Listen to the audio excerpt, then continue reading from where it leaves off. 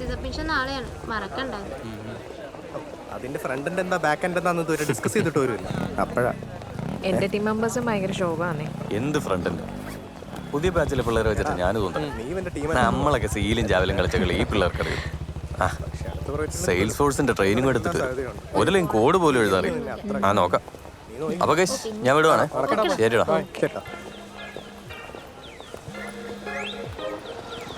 മായ, meeting ഇപ്പോഴാടാ കഴിഞ്ഞേ?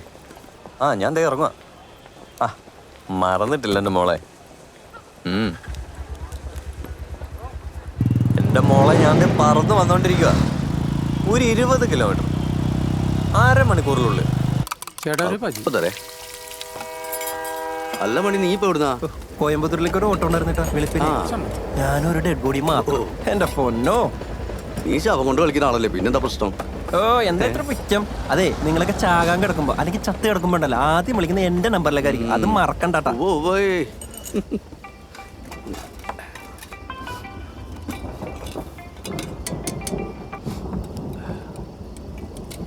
Hello, എവിടെ? ഇവിടെ എന്താ പറഞ്ഞേ? തച്ചങ്കര പാലത്തിലാ. ദേ പറഞ്ഞു, ഒരു 5 മിനിറ്റ്. ഹലോ ഹലോ, എടീ എനിക്കൊന്നും കേൾക്കാൻ പറ്റില്ല. ഇവിടെ ഭയങ്കര മഴ. നീ പോയിട്ട്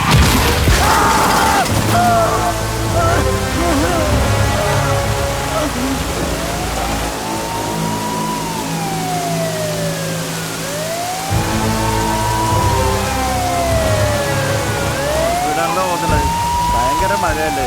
ഇപ്പോഴത്തെ പിള്ളേരുടെ വണ്ടി ഓടിക്കലാണെങ്കിൽ ഒന്നും പറയാൻ വേണ്ട. മഴ എന്തെല്ലാരും നോക്കിയേക്കണം.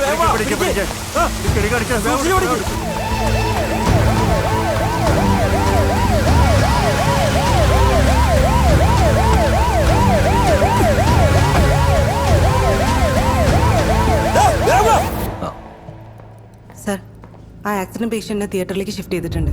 അനസ്തേഷ്യ റെഡിയാണ്. Good. Nabeel, join me. Let's do it now. Sure. എവിടെ?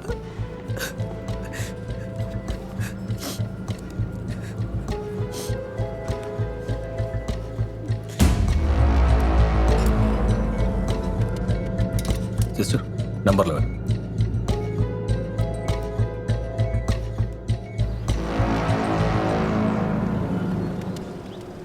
സാറേ, എടോ എന്തായാലും ഇത് എപ്പോ തീരും? അത് ഈ പാനൽ കുറച്ച് ഡിലേ ആയി സാറേ. അതാ മുതലാളി കോയമ്പത്തൂർ പോയിട്ടുണ്ട് നേരിട്ട്.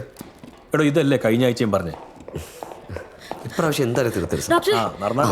ഡോക്ടർ, നമ്മുടെ സർജറി കഴിഞ്ഞ നവീൻ നവീൻ അവിടെ. നവീൻ, എന്താ സിസ്റ്റർ? പെട്ടെന്ന് പാനിക് ആയി sir. I don't sense anything, doctor. How can I ride my bike? Okay. I understand. Relax. Okay? ഞാനൊന്ന് നോക്കട്ടെ. സിസ്റ്റർ, നീ ഹാമർ. നവീൻ, ഞാൻ ഇവിടെ ഉണ്ടല്ലോ. Relax.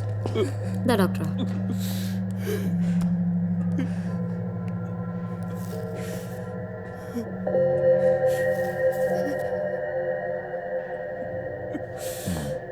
There is no sensation in right lower limb. എന്തെങ്കിലും കുഴപ്പമുണ്ടോ ഡോക്ടർ? ഇല്ലില്ല. പോസ്റ്റ് ഓപ്പറേറ്റീവിൽ ഇത്തരത്തിലുള്ള ഫോക്കൽ ന്യൂറോളജിക്കൽ ഡെഫിസിറ്റ്സ് എക്സ്പെക്റ്റഡ് ആണ്. ഒരുപക്ഷെ ഇനീഷ്യൽ ഇമ്പാക്റ്റിനോടുണ്ടായ ബ്രെയിൻ എഡ്മ ഉണ്ടായിരിക്കാം. ആ നീരെന്ന് പറഞ്ഞാൽ മാറാവുന്ന കാര്യങ്ങളേ ഉള്ളൂ. നമുക്ക് നോക്കാടോ. നിങ്ങൾ പേടിക്കാതിരിക്കൂ, ഒന്നും സംഭവിക്കില്ലെന്നേ. നമുക്ക് നവീനെ റൂമിലേക്ക് ഷിഫ്റ്റ് ചെയ്യാം. ഇന്ന് നവീന്റെ ബർത്ത്ഡേ ആണെന്നല്ലേ പറഞ്ഞേ. നമുക്ക് ആഘോഷിക്കണ്ടേ?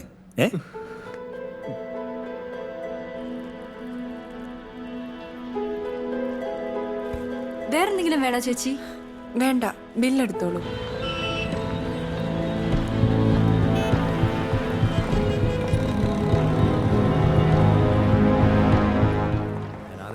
ഡോക്ടറെ കാണിച്ചായിരുന്നു കേട്ടോ. സിസ്റ്ററെ, മായ, ഇതെന്താ ബർത്ത്ഡേ കേക്കാണോ? കേക്ക് മുറിക്കുമ്പോ ഞങ്ങളെയും കൂടെ വിളിക്കണേ. പിന്നെന്താ, എല്ലാരും പോരെ. അയ്യോ, ഞാനേ യൂറോ ബാഗ് എടുക്കാൻ മറന്നു. ഞാൻ പോയി എടുത്തിട്ട് വരാം. മായ നടന്നു. ഓക്കെ.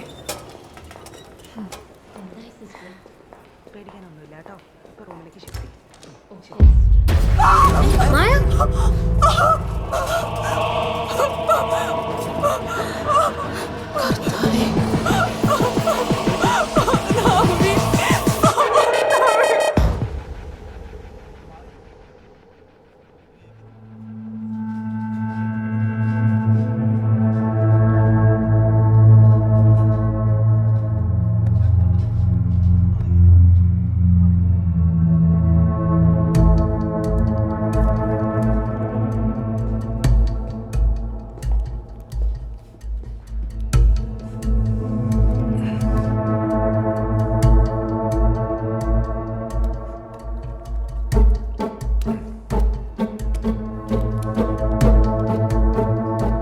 ഹോസ്പിറ്റലിനല്ലേ സാർ?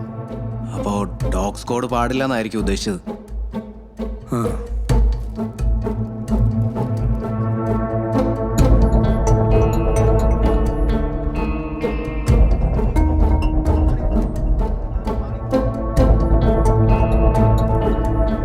പെട്ടെന്ന് വൻതോതിൽ രക്തസ്രാവം വന്നുള്ള മരണം. ബട്ട് തുടയിലാണ് മുറിവ്. Why not somewhere easy sir?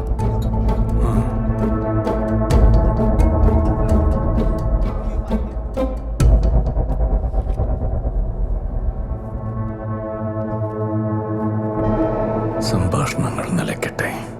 Happy birthday to U.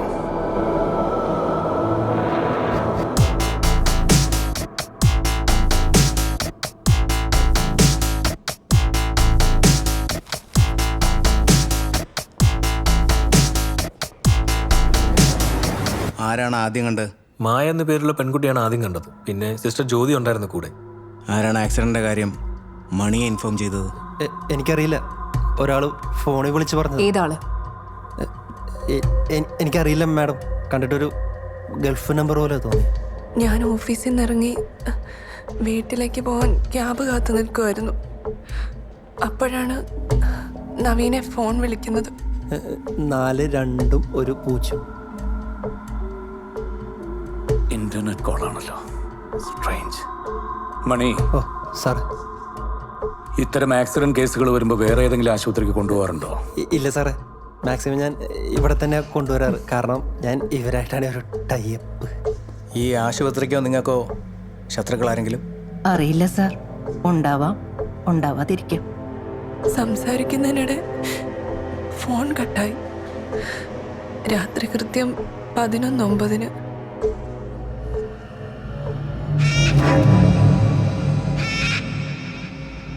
നവീന്റെ bike ആക്സിഡന്റായി അയാളുടെ കോള് കട്ടാവുന്നതിന് ഏകദേശം 8 മിനിറ്റ് മുമ്പ്, അതായത് 11:01 ഈ അപകടത്തിന്റെ കാര്യം പറഞ്ഞ് മണിയുടെ ഫോണിലേക്ക് ഒരു കോള് വന്നിട്ടുണ്ട്. കാരണം ആ സ്പോട്ടിലേക്ക് മണി മാത്രമേ ആദ്യം എത്താവൂ. എന്നാൽ മാത്രമാണ് നവീൻ കൃത്യമായിട്ട് ഈ ആശുപത്രിയിൽ തന്നെ എത്തൂ. ദാറ്റ് മീൻസ് ഇവിടെ നിന്നേ നവീൻ മരിക്കാവൂ. Why this hospital? ഈ ഹോസ്പിറ്റൽ വളരെ വർഷം മുമ്പ് അച്ഛൻ തുടങ്ങിയതാണ്. ആ സമയത്ത് ഞാൻ ലണ്ടനിലായിരുന്നു. അച്ഛൻ മരിച്ചിട്ട് ഇപ്പോൾ 1 വർഷമാകും. ആരും നോക്കാനില്ലാതെ ഈ ഹോസ്പിറ്റൽ പൂട്ടേണ്ട അവസ്ഥ വന്നപ്പം ഞാൻ ലണ്ടനിലെ ജോലി രാജിവെച്ച് ഇത് ഏറ്റെടുക്കുമായിരുന്നു. ഈ ഹോസ്പിറ്റലിൽ ഇപ്പൊ തന്നെ റെനോവേഷൻ ചെയ്യുന്നത്? ഡോക്ടർ അരുൺ ജോയിൻ ചെയ്തതിന് ശേഷമാണ് ഞങ്ങളൊന്ന് പച്ച പിടിച്ച് തുടങ്ങിയത് മാഡം. ഹോസ്പിറ്റലിൽ പലയിടത്തായിട്ട് അറ്റകുറ്റപ്പണികൾ നടക്കുന്നുണ്ട്. CCTVകളാണെങ്കിൽ വർക്ക് ചെയ്യുന്നുമില്ല. അവിടെ വളരെ പ്ലാൻഡ് ആയിട്ടൊരു മർഡർ നടക്കുന്നു. എന്തൊരു കോയിൻസിഡൻസ് അല്ലേ? ഞാൻ നവീന്റെ കേസ് ഷീറ്റ് കണ്ടിരുന്നു. നവീന്റെ വലത്തെ കാലിന് സെൻസേഷൻ ഇല്ല എന്നുള്ളത് അതിലുണ്ടായിരുന്നു. അപ്പോ നവീൻ ഇവിടെ അഡ്മിറ്റ് ആയതിനു ശേഷം അതിന്റെ ഡീറ്റെയിൽസ് കില്ലർക്ക് ആരെങ്കിലും പറഞ്ഞു കൊടുത്തിട്ടുണ്ടാവാം, അല്ലെങ്കിൽ കൊലയാളി അത് നേരിട്ട് കണ്ടിട്ടുണ്ട്, വായിച്ചിട്ടുണ്ട്. സിസ്റ്ററെ, ഈ ഹോസ്പിറ്റലിലെ ഒരാളുടെ മെഡിക്കൽ ഫയല് ഹെഡ് നഴ്സിന്റെ ഉത്തരവാദിത്വത്തിലല്ലേ കൈകാര്യം ചെയ്യപ്പെടുന്നത്? അതെ. നവീന്റെ കേസ് ഫയല് ആരൊക്കെ കണ്ടിട്ടുണ്ടാവും? അല്ലെങ്കിൽ സിസ്റ്റർ ആരെയൊക്കെ കാണിച്ചു? സർ, ഞങ്ങൾ ആർക്കും കൊടുത്തിട്ടില്ല സർ. ഉറപ്പാണോ ടീന സിസ്റ്ററെ? ഉറപ്പാണ് സാർ. ഫയലുകൾ എപ്പോഴും നഴ്സിംഗ് സ്റ്റേഷനിൽ തന്നെയാണ് വെക്കാറുള്ളത്. നഴ്സിംഗ് സ്റ്റേഷനിൽ കയറി ആരും ഒന്നും എടുക്കില്ല സാർ. കാരണം അവിടെ എപ്പോഴും ആളുണ്ടാവും. നവീൻ മരിച്ചതുപോലുള്ള സമയങ്ങൾ ഒഴികെ എപ്പോഴും അല്ലേ? എന്റെ പൊന്നു മോനെ. Sorry doctor, you know the protocol. ചോദിച്ചോളൂ. നവീന് ശത്രുക്കൾ ആരെങ്കിലും? ഞങ്ങളുടെ അറിവിലില്ല. എന്നെയൊക്കെ കൂടുതൽ ഭാര്യയ്ക്ക് അവനോട് അടുപ്പം. ഈ വിവരം അറിഞ്ഞപ്പോൾ മുതൽ ഞാൻ അവളോട് തന്നെ ചോദിച്ചുകൊണ്ടിരുന്നത്. ഡോക്ടറോട് ശത്രുത ആർക്കെങ്കിലും? എൻ്റെ മകനെ കൊല്ലാൻ മാത്രമുള്ള ശത്രുത ആർക്കും എന്നോടില്ല. സംഭാഷണങ്ങൾ നിലയ്ക്കട്ടെ. അങ്ങനൊരു വാചകം ഡോക്ടർക്ക് അതിനകത്ത് എന്തെങ്കിലും ഒരു പരിചയം തോന്നുന്നുണ്ടോ?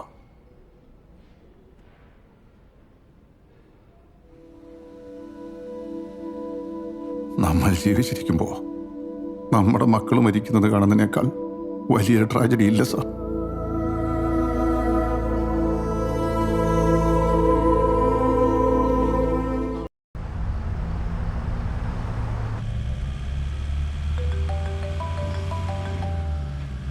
ഹലോ, ഹലോ മേഡം, ഒരു ബൈക്ക് യാത്രക്കാരൻ ആക്സിഡന്റ് നടന്ന തച്ചങ്കര പാലത്തുമ്പോൾ 2 വാഹനങ്ങൾ നിർത്തിയിട്ടിരിക്കുന്നത് കണ്ടിട്ടുണ്ട്. പിന്നെ ഒരു ബൈക്കും നിലത്ത് കിടക്കുന്നതായി കണ്ടു. പുലിവാലാകണ്ടെന്ന് കരുതി അയാൾ അതിൽ ഇടപെട്ടില്ല. 2 വണ്ടികളോ? അതെ മേഡം, ഒരു പിക്കപ്പ് ജീപ്പും പിന്നെ ഒരു ലോറിയും. ലോറിയിൽ ഏതാണ്ട് പച്ചപ്പുല്ലായിരുന്നു ലോഡെന്നാണ് ആൾക്ക് തോന്നിയത്. അപ്പൊ അയാൾ ശ്രദ്ധിച്ചോളൂ മാഡം. ഓക്കെ, ശരി madam. Follow that lead. Okay sir.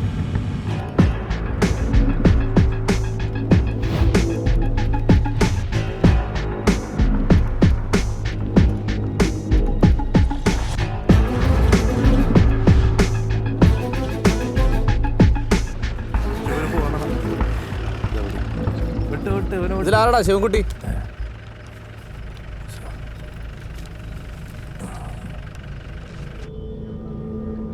അന്ന് രാത്രി ബൈക്ക് അടിച്ച് കിടന്നെടുത്ത് ഞാൻ ലോറി നിർത്തിയിരുന്നു. പക്ഷെ ആക്സിഡന്റ് ഞാൻ കണ്ടിട്ടില്ല സാർ.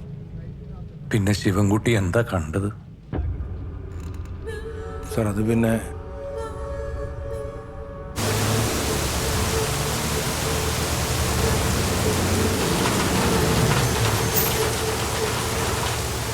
ചേട്ടാ, ആക്സിഡന്റ് ആണോ? ഹലോ, ആശുപത്രിയിൽ എങ്ങനെ പോണോ? ചേട്ടാ, നിങ്ങൾക്ക് സഹായം വേണോ? ഹലോ, ഏയ്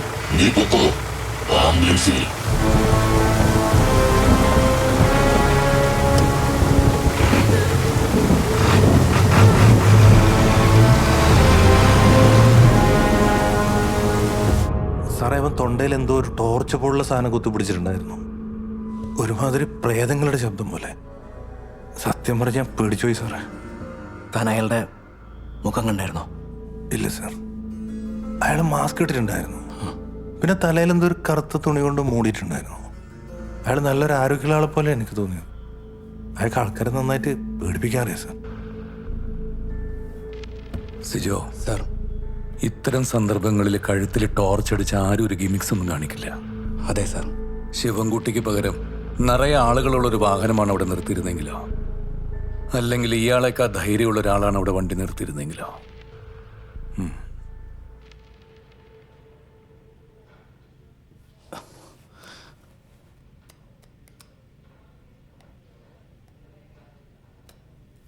ശിവൻകുട്ടി, താൻ കണ്ട ടോർച്ച് ഇതാണോ? ഏതാണ്ട് ഇത് തന്നെ സാർ.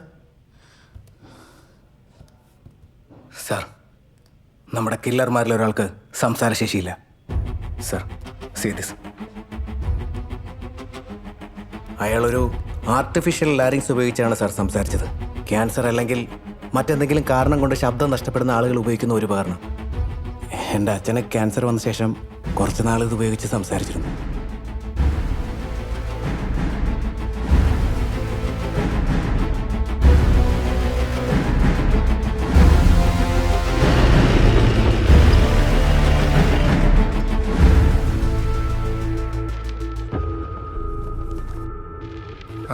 നിങ്ങൾ അന്വേഷിക്കുന്ന ഇതുപോലൊരു ഡിവൈസ് ആണോ?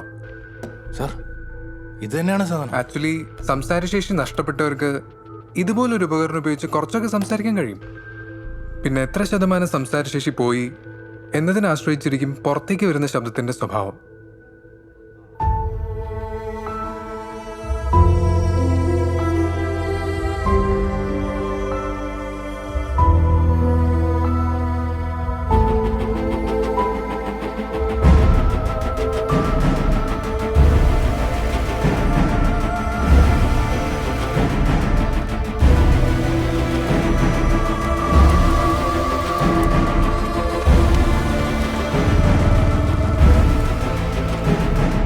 സാർ, നമുക്കറിയാവുന്ന പോലെ നമ്മുടെ കില്ലർ ഉപയോഗിക്കുന്നു എന്ന് കരുതുന്ന ആർട്ടിഫിഷ്യൽ ലാരിങ്സിൻ്റെ ഈ മോഡൽ ഇറങ്ങിയിട്ട് 3 വർഷത്തോളം ആകുന്നു.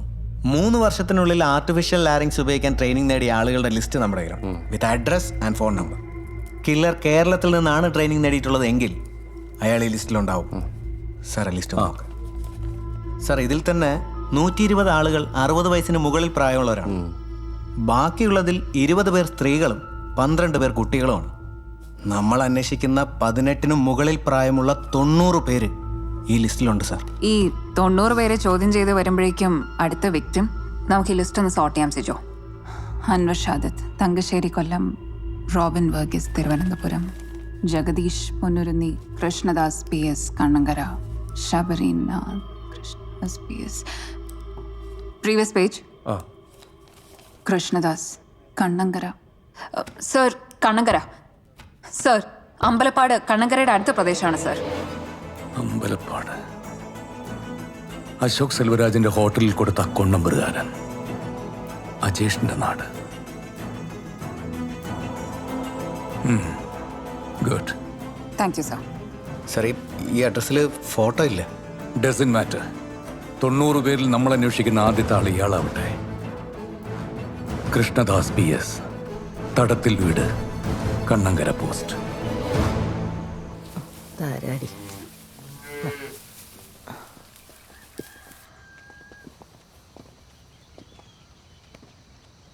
എന്താ സാറേ? ചേച്ചി ഞങ്ങൾ കൃഷ്ണദാസിനെ അന്വേഷിച്ചു വന്നതാ. അതിന് കൃഷ്ണനിപ്പോ ഇങ്ങോട്ട് വരാറില്ലല്ലോ. കൃഷ്ണദാസ് എന്താ ഇങ്ങോട്ടൊന്നും വരാത്തത്? എന്താ സാറേ, അവൻ വേണ്ടാത്ത എന്തെങ്കിലും ചെയ്തോ? അമ്മയ്ക്ക് എന്താ അങ്ങനെ തോന്നാൻ?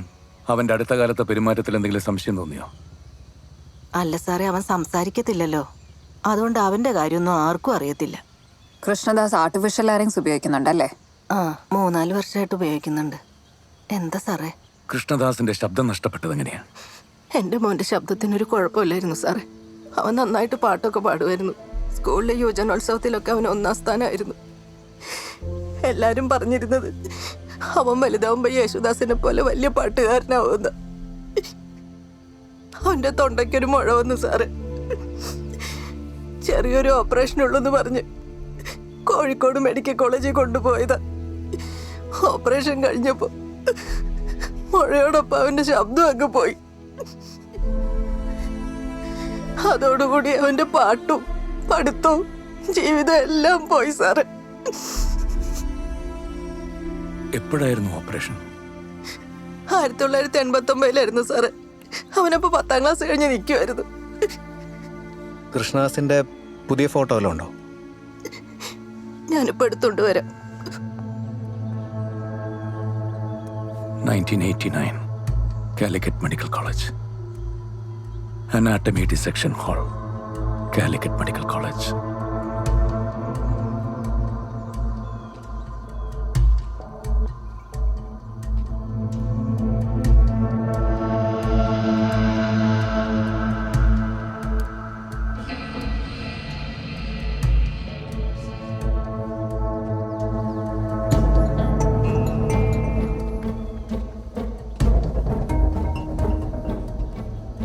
സർ, ഇയാളാണ് നമ്മൾ ഉദ്ദേശിക്കുന്ന ആളെങ്കിൽ.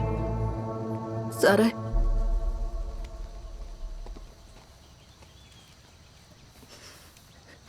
ഇതാ സാറേ എൻ്റെ മോൻ.